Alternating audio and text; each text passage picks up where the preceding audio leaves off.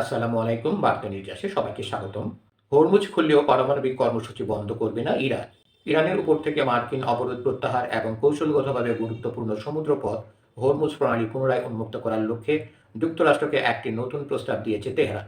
মার্কিন সংবাদ মাধ্যম অ্যাক্সিওস এক প্রতিবেদনে জানিয়েছে, চলমান যুদ্ধ পরিস্থিতির অবসান ঘটাতে ইরানের পক্ষ থেকে এই প্রস্তাবটি পাকিস্তানি মধ্যস্থতাকারীদের মাধ্যমে ওয়াশিংটনের কাছে পৌঁছানো হয়েছে।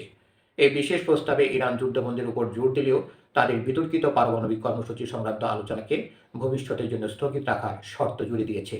মার্কিন ও আঞ্চলিক বিভিন্ন সূত্রের বরাত দিয়ে প্রকাশিত এই প্রতিবেদনটি আন্তর্জাতিক মহলে ব্যাপক কৌতূহলের সৃষ্টি করেছে।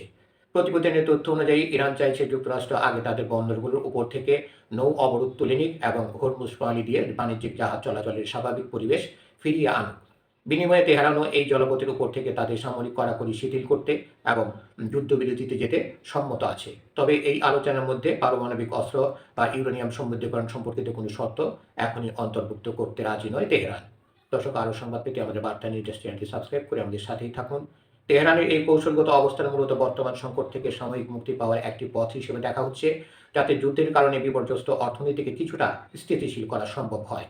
তবে এই প্রস্তাবটি নিয়ে মার্কিন প্রশাসনের ভেতরে গভীর উদ্বেগ তৈরি হয়েছে বলে অ্যাক্সিওসের প্রতিবেদনে উল্লেখ করা হয়েছে। বিশ্লেষকরা মনে করছেন, যদি ট্রাম্প প্রশাসন হরমুজ প্রণালী নিয়ে এখনই কোনো চুক্তিতে পৌঁছায় এবং বন্দরগুলোর উপর থেকে অবরোধ সরিয়ে নেয়, তবে ইরানের পারমাণবিক কর্মসূচি নিয়ন্ত্রণের ক্ষেত্রে ওয়াশিংটনের হাতে আর কোনো জোরালো লিভারেজ বা দর কষাকষির হাতিয়ার থাকবে না। এর ফলে তেহরানকে তাদের সমৃদ্ধ ইউরেনিয়ামের মজুদ ত্যাগ করানো কিংবা অন্তত এক দশকের জন্য ইউরেনিয়াম সমৃদ্ধকরণ স্থগিত রাখার প্রতিশ্রুতি আদায় করা ট্রাম্পের জন্য প্রায় অসম্ভব হয়ে পড়বে।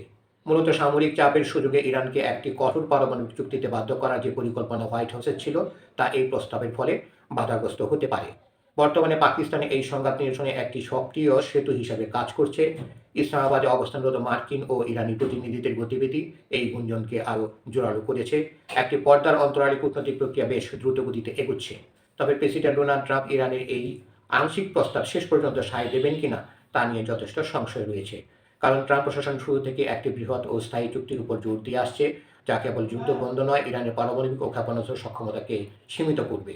এই নতুন প্রস্তাবে ভবিষ্যৎ এখন ওয়াশিংটনের পর্যালোচনার উপর নির্ভর করছে, যা পুরো মধ্যপ্রাচ্যের পরবর্তী সামরিক ও রাজনৈতিক মোড় ঘুরিয়ে দিতে পারে। ধন্যবাদ সবাইকে এতক্ষণ ধরে আমাদের সাথে থাকার জন্য। আরও সংবাদ পেতে আমাদের বার্তা নিজের চ্যানেলটি সাবস্ক্রাইব করে আমাদের সাথেই থাকুন।